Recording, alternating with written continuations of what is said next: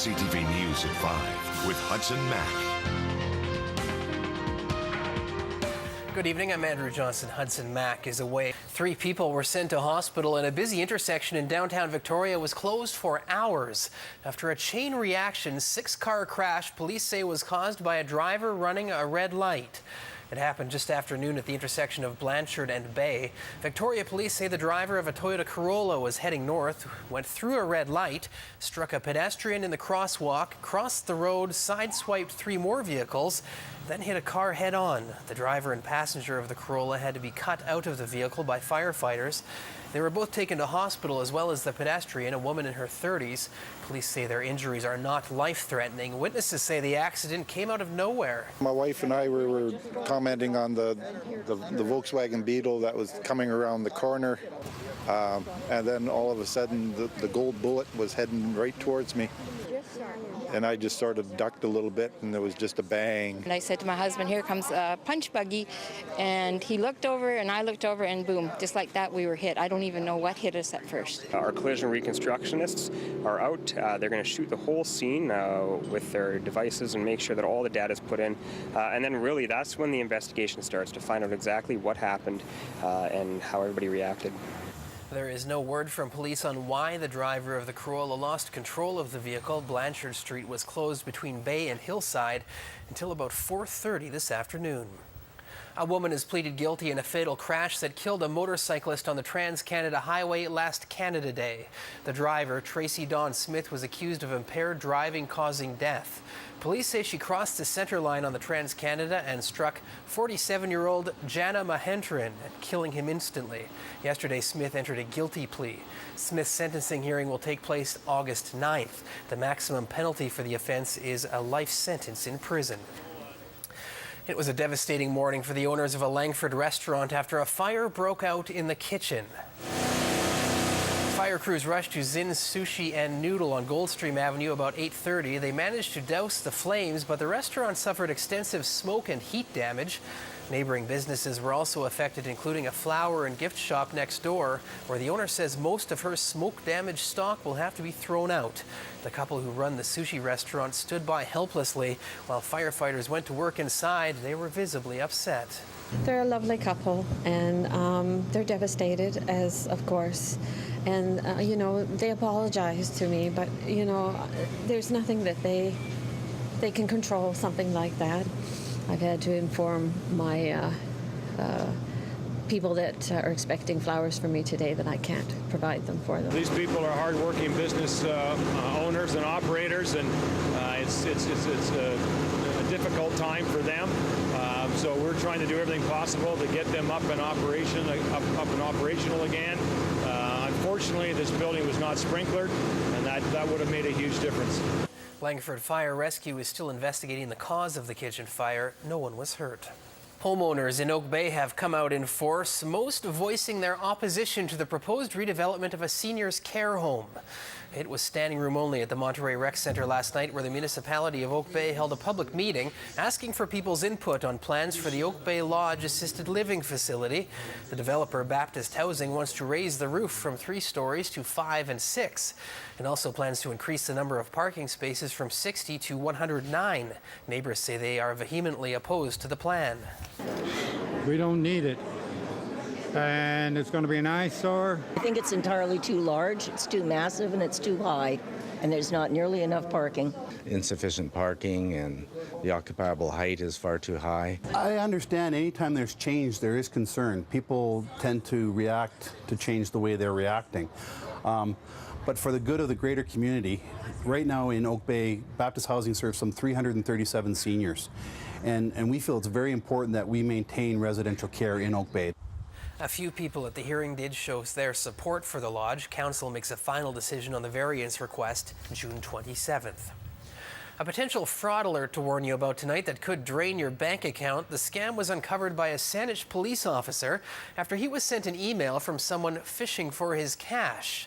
Saanich police say the officer received a legitimate-looking email, which looked as if it was sent from the Canada Revenue Agency. The email included a claim that the CRA owed the recipient more than $250, but needed an online form filled out in order to receive the cash. The form requested a credit card number and the mother's maiden name. Police say if people aren't careful, they could be taken for a ride because it all looks so authentic. It's a very realistic, authentic in appearance phishing attempt, and it really had banners that looked real. When you actually look at the online form, they're asking for unusual stuff like your mother's maiden name and your credit card number, including the three-digit security number on the back. Police say if you receive the email, do not respond. To avoid phishing scams, you should check for grammar, spelling, and be hesitant to provide any personal information to anything sent to you asking for personal data. If you have a beloved furry friend you want to protect and track, the Nanaimo SPCA has a clinic for you. The BC SPCA is hosting its annual microchip and rabies clinic this weekend in Nanaimo. The Animal Society will be implanting microchips in your pet for only $25 and giving rabies vaccinations on site for $30. The SPCA is encouraging pet owners to get microchips because it's the best way to find and identify your pet in case it ever wanders away. It's so important that your pets have the correct identification in case they get lost. Tattoos are great. All the animals that are adopted from here have tattoos, but with age they can fade, and nothing really beats a microchip, which lasts a lifetime. And when you have a microchip, it's so much easier to get a pet back much quicker to an owner. So if the worst does happen and your pet is lost, you can rest assured that you have the best ID available for them. Dogs can also be tested on site to see if they're good candidates for canine blood donation. Right now, the need for canine blood donors is very high. For more information, visit spca.bc.ca. A woman has been rushed to hospital after falling into the rushing waters of the Cowichan River. Late this afternoon, witnesses saw the woman fall into the water, then disappear. They say she was on a bridge near the Trans-Canada Highway when she fell and was swept away. Cowichan Search and Rescue deployed dozens of volunteers and found the woman by Duncan's Freshwater Eco Centre. We have crews on scene now who say the woman is believed to be in her 40s and is currently being transported to hospital with an ankle injury. We'll have more on this story on CTV News at 11. Search and rescue crews from CFB Comox were called to the west coast of the island when a group of kayakers ran into trouble. They were paddling along the shoreline near Estevan Point north of Tofino when one of their kayaks capsized. A passing boater spotted the men and called the Joint Rescue Coordination Center. Search and rescue technicians and a Cormorant helicopter from 442 Squadron hoisted the kayakers to safety late yesterday afternoon. A truck driver swerving to avoid a deer ended up crashing through the cement barriers on the Inland Island Highway. It happened at about 11:30 last night. The 47-year-old driver was heading north on the highway when he spotted a deer on the road ahead. He swerved to avoid it and smashed through the concrete barriers dividing the lanes. His semi-trailer then crossed into oncoming lanes and crashed into a grove of trees on the other side of the road. The driver had to be removed from his rig on a spine board. A northbound semi came through the barrier into the southbound lanes and then into the ditch behind me here. We didn't see any leakage or anything like that. I think the barrier slowed him down quite a lot before he went into the side of the road here. He was complaining of back pain and had some other injuries, and so we defaulted to take him out on the spine board and minimize any risk of spinal injury. The man was rushed to hospital, but turned out his injuries were minor. An RCMP vehicle that is kept on Denman Island to help speed response calls there has been badly vandalized. The vehicle was parked at the ferry terminal when someone slashed its tires and spray painted the entire vehicle with graffiti. The cruiser is often left at the terminal so that officers from the Comox Valley can use it when responding to calls on the island.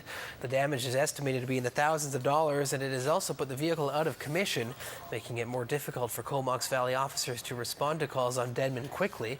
Anyone with information on who might be responsible for the damage is asked to contact Comox Valley RCMP. Your cell phone may soon have better service in the Nanaimo area. TELUS is building a new wireless site to meet the growing demand for service in the Departure Bay area. The site will add more network capacity to the existing 4G wireless coverage. The company says an explosive growth in smartphone use has increased traffic on the network, particularly in areas where people gather, such as the ferry terminal.